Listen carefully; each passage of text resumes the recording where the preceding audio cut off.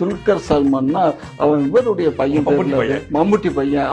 அவன் படம் அட்டகாசமா போயிட்டு இருக்கியா? என்ன படம்? அவன் ஒரு லாஸ்ட் கொள்ளடிக்கிற மாதிரி படம் உங்களுக்கு ரொம்ப பிடிச்சிருக்குமா அந்த படம்? திமுக எடுத்த மாதிரி இருக்கும் அந்த படம். அந்த படம் கிட்டத்தட்ட இப்போ இதுல லக்கி பாஸ்கர். லக்கி பாஸ்கர் 1000 உங்க படம் தானே அது. நீங்க தானே இந்த மாதிரி ராபரி பண்றது அது ரொம்ப பிடிக்கும். திருட்டு கொள்ளை கற்பழிப்புனா ரொம்ப இன்ட்ரெஸ்டிங்கா இருக்குமா உங்களுக்கு? கற்பழிப்பா அப்படின்னா தெரியல.